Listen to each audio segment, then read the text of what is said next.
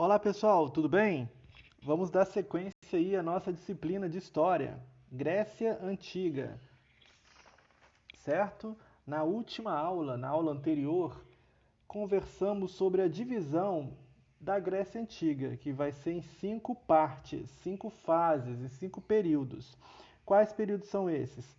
Grécia, período pré-homérico, período homérico, período arcaico, período clássico e período helenístico. Tudo isso vai constar no capítulo 8, Mundo Grego. Essa divisão, ela foi feita para facilitar o estudo da Grécia Antiga. Período pré-homérico vai do século 20 ao século 12 a.C. Período homérico vai do século 12 ao século 8 a.C. Período arcaico vai do século 8 ao século 6 a.C. Período clássico vai do século 6 ao século 4 a.C. E o período helenístico vai do século 4 ao século 2 a.C. Pessoal, falamos na aula anterior sobre a primeira fase, o primeiro período, e o segundo também. Falamos do primeiro período, a Grécia pré-homérica, que vai do século 20 ao século 12. Não se preocupem com a data é só para a gente poder situar, mas é importantíssimo que nós saibamos e tentamos lembrar os períodos, né? Os 5 períodos. Então, o primeiro período, nós falamos aí sobre a formação da Grécia Antiga, né, quando os povos indo-europeus vieram para a Grécia, os aqueus, eólios, jônios e os dórios, né, onde os aqueus, eólios e jônios vão formar a civilização creto-micênica, que nós falamos na aula anterior, e a ilha de Creta, falamos sobre a importância da mulher. Falamos também da invasão dos dórios, que vai gerar a primeira diáspora grega. Essa diáspora grega já vai dar origem agora à segunda fase da Grécia, chamada Grécia, o período aí homérico, certo? E vai surgir os gênos, e a figura principal dos gênos vai ser o Páter. O Páter vai gerenciar os gênos, porém os gênos vão crescer demais, certo? E o Páter faz a opção por dissolver os gênos, ok? Com a dissolução dos gênos, o Páter distribui a terra para os seus filhos, que são os Aristói. Os Aristói vão se unir, vários Aristóis vai formar a Fátria. A união de várias fátrias vai gerar tribos. A união de várias tribos vai gerar demos, e a união de várias demos vai gerar as polis, que são as polis gregas. São cidades-estado com governo aristocrático, conforme nós estamos vendo na página 128, certo? Então, gente, as polis são várias cidades, cidades importantíssimas da Grécia Antiga. Tá aí a diáspora grega. Então, vai começar agora a fase número 3, que é conhecida como a Grécia, né, período arcaico, certo? Vamos lá. No período arcaico, a fase número 3 da Grécia Antiga,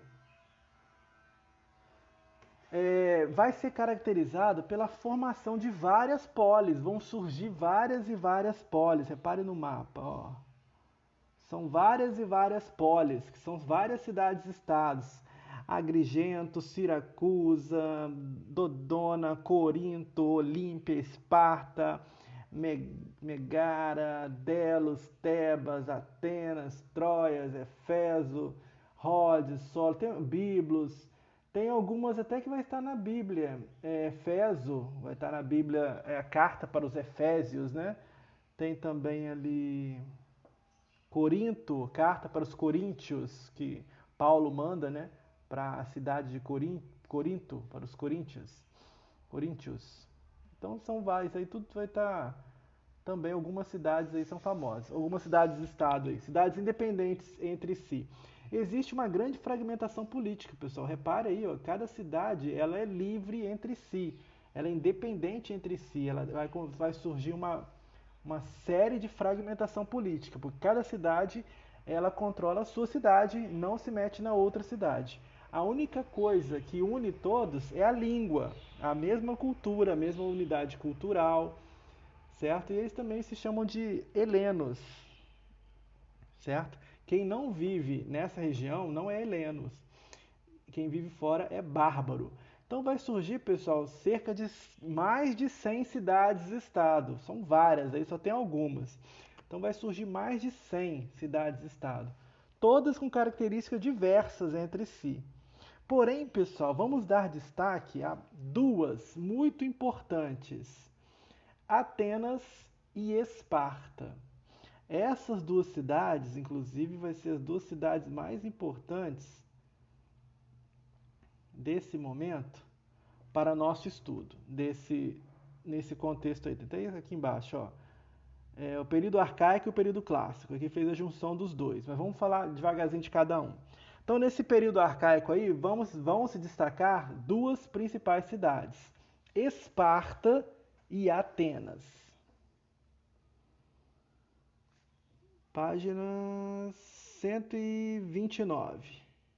Na página 129, temos ali a polis de Atenas, ou seja, a cidade de Atenas. Engraçado, ele deveria falar primeiro sobre a polis. Não foi falado, né? No livro não tem, então vou agregar mais um pouquinho. Vamos falar das duas principais cidades, Esparta e Atenas. Vamos começar de Esparta?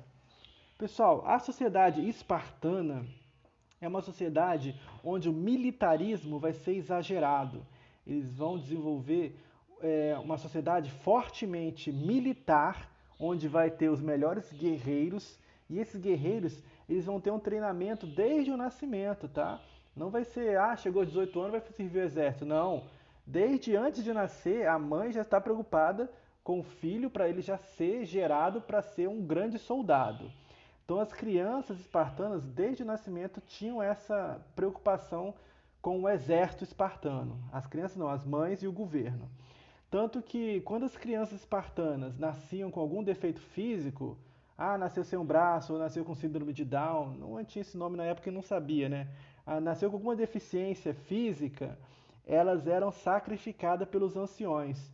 Os anciões, os mais velhos da sociedade espartana, estou falando da sociedade espartana, cidade de Esparta.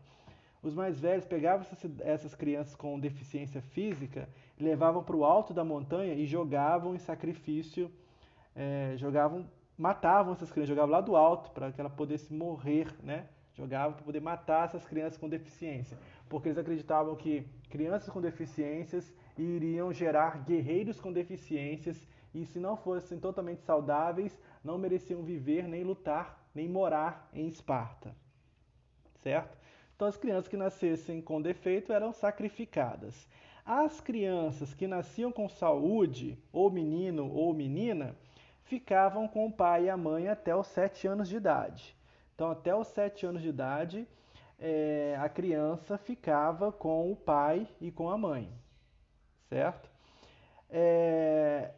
Aos 7 anos, o governo enviava, se fosse menino, o governo pegava e enviava para um internato, para começar, tipo um exército para criança, né, com 7 anos, para começar uma disciplina militar.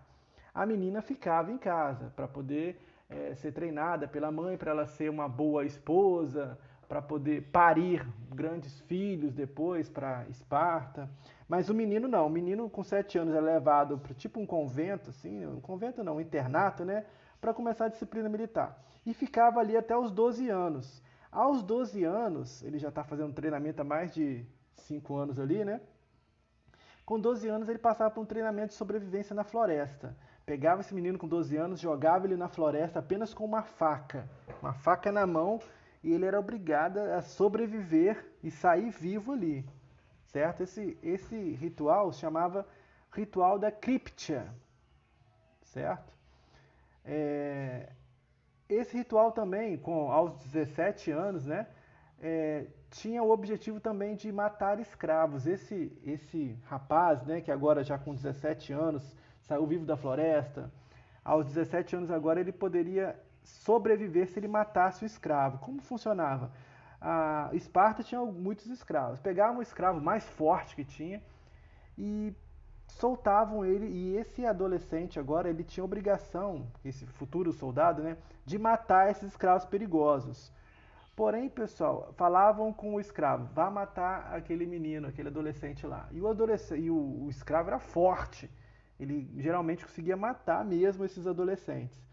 e os adolescentes tinham que se livrar e era luta armada ali, os escravos versus os guris ali, os adolescentes, para tentar a liberdade.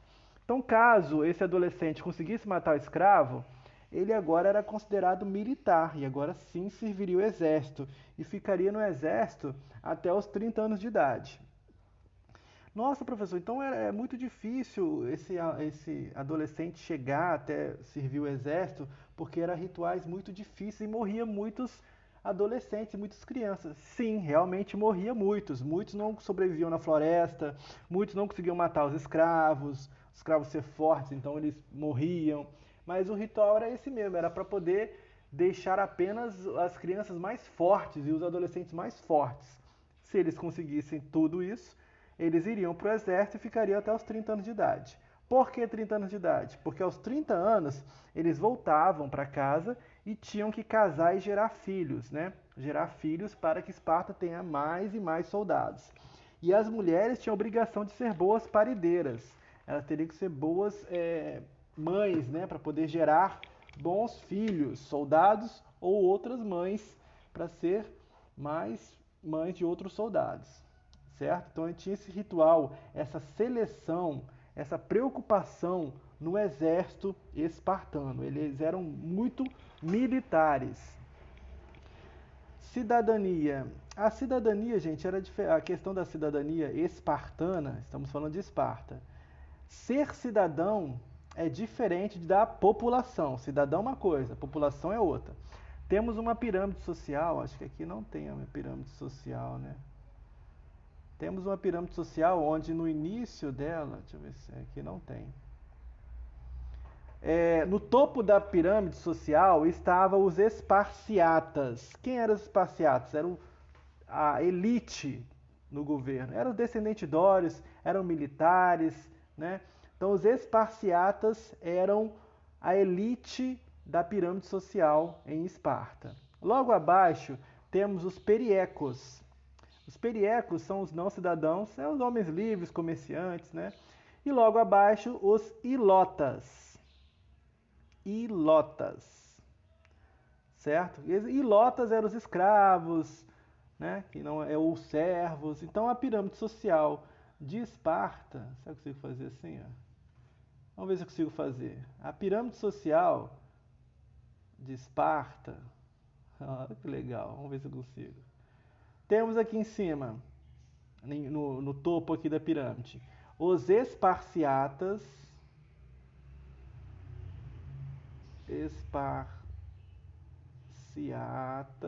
Então vai caber o TAS. Então aqui em cima, ó, temos, na primeira aqui na verdade, né? Temos os esparciatas. Aqui no segundo, temos os periecos. Periecos.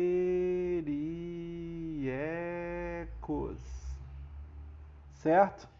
Os periecos aqui, ó, na segunda. E na terceira e última, temos os ilotas. Ilotas. Então os ilotas entram aqui. Ficou super feio, mas acho que dá para entender. Então a sociedade espartana, a pirâmide social fica assim: esparciatas no topo da pirâmide. Os esparciatas são descendentes de Dórios, são militares, né? São os guerreiros militares. Embaixo temos os periecos, que são os não cidadãos, tipo comerciantes, homens livres. E embaixo na pirâmide, ilotas.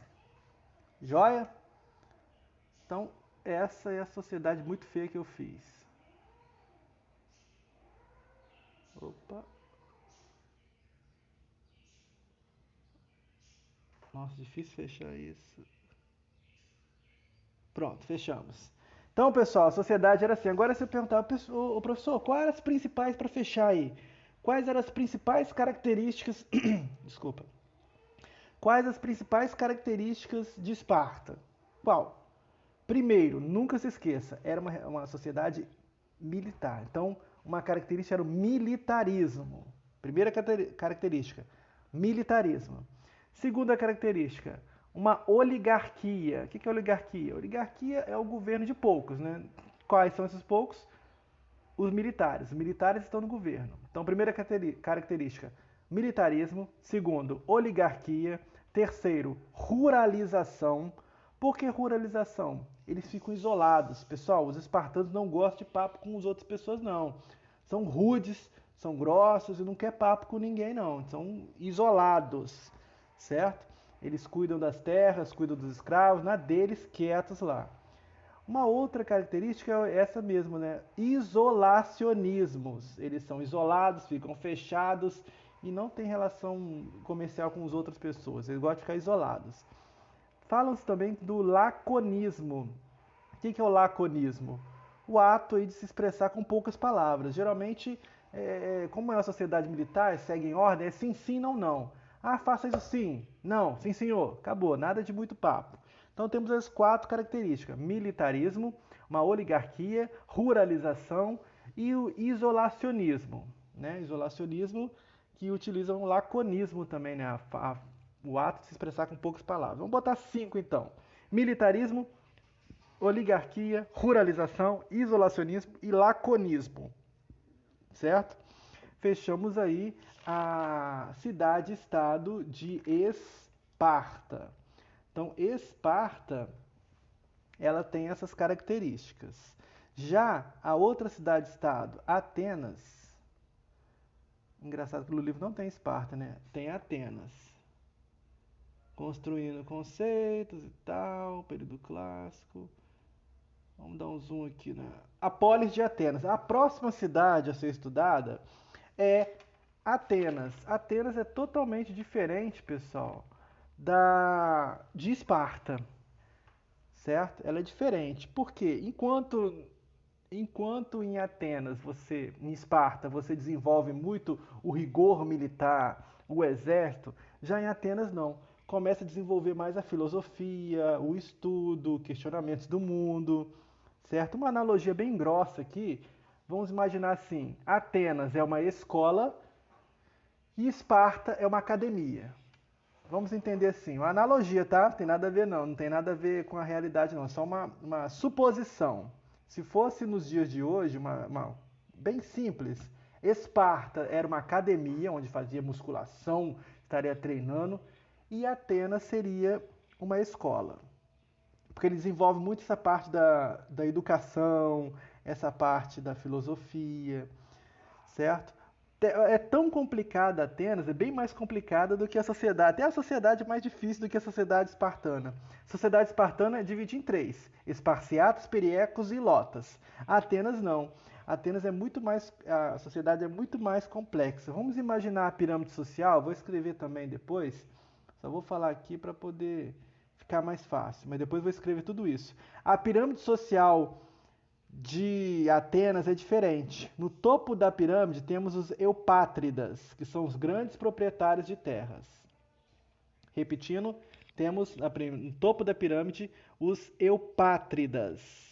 Logo depois temos os geomores, são pequenos proprietários de terra. Logo embaixo temos os demiurgos, que são os comerciantes. Logo abaixo temos os tetas, que são os camponeses sem terras. Logo abaixo temos os tequinais, que viviam de comércio, né? Artesanato, artesãos. E por último temos os metecos, que são os estrangeiros e escravos. Então a sociedade ateniense, agora falando de Atenas, ela é dividida entre eupátridas, geomores, demiurgos, tetas, tequinais e metecos. Nossa, professor, você está falando grego? Realmente, é grego. Certo? Então a sociedade é muito mais complexa. Os eupátridas, que estão no topo da pirâmide social, são os bem-nascidos, são a aristocracia, quem tem o poder, né, da monarquia, e donos de terras e donos de escravos. E também são os cidadãos. Cidadão é quem tem direito, tá? Temos que saber que cidadão não é população. Certo? Vamos ver aqui na outra. Já tá exercício já. Não, tem coisa aqui pra gente falar, né? As leis. Tá, vamos lá. Já os geomores, demiurgos, tetas, eles vão crescer, né? Vão ser, os geomores são os pequenos proprietários, demiurgos comerciantes e tetas camponeses sem terra. Os geomores, demiurgos e tetas, eles vão crescer e vão desenvolver uma vocação comercial. Como assim vocação comercial? Eles vão começar a interagir com o comércio. Então Atenas vai também tornar-se aí uma cidade comercial. Algumas características agora de Atenas. Eu dei as características de Esparta. E as características de Atenas? Primeiro ponto, comercial, ela desenvolve comércio. Urbana, uma grande cidade. E um berço da democracia, certo? Temos também ali onde vai desenvolver a arte e a filosofia. Pessoal, Atenas, por ser uma cidade comercial, ela vai receber muitos estrangeiros, que são os metecos, que eu falei, a base lá é os metecos, estrangeiros ou escravos.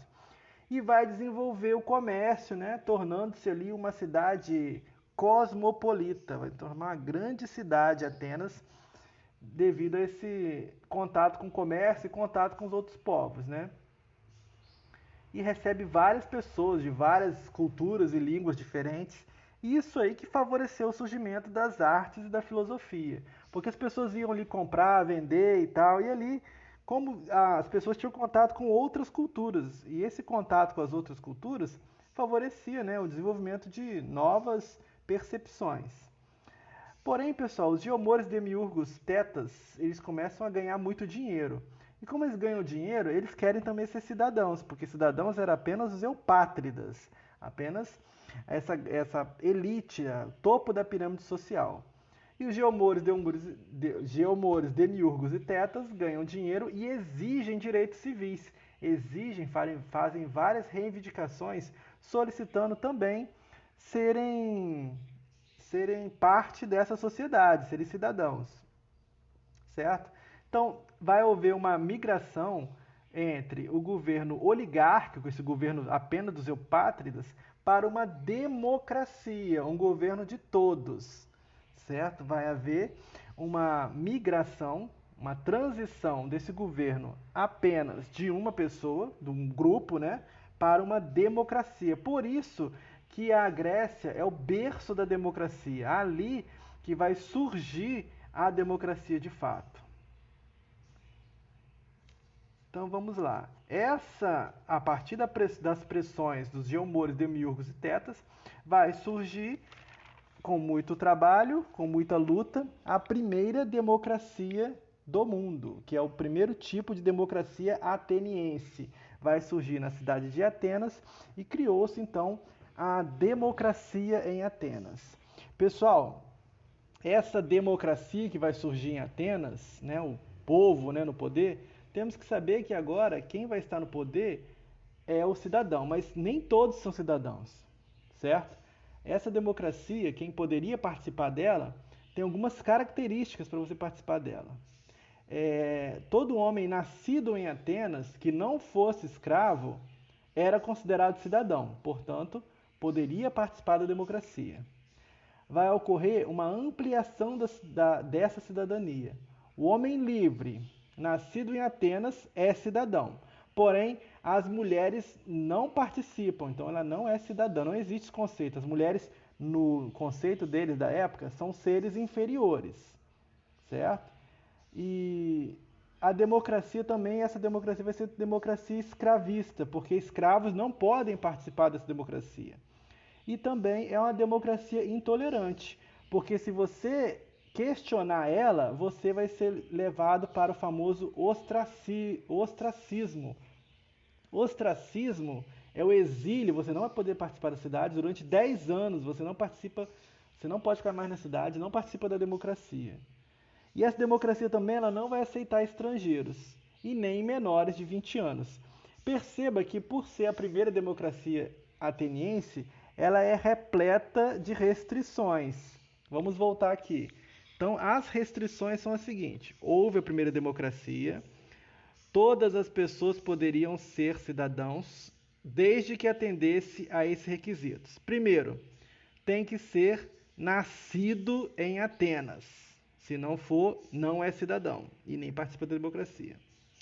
tem que ser nascido em Atenas e tem que ser livre. Você não pode ser escravo, senão você não participa da cidadania. Tem que ser nascido em Atenas, tem que ser livre e não pode ser mulher, tem que ser homem, porque mulher não participa, certo? E você também não pode ser menor de 20 anos, porque se você tiver menos de 20 anos, você também não é considerado cidadão. E também você não pode questionar essa democracia. Se você começar a questionar demais, por que é isso, por que é aquilo, você é mandado para o exílio, mandado para o ostracismo. Fica fora da cidade durante 10 anos sem participar da democracia. Isso é democracia? Ai, professor, não, tá errado, não pode.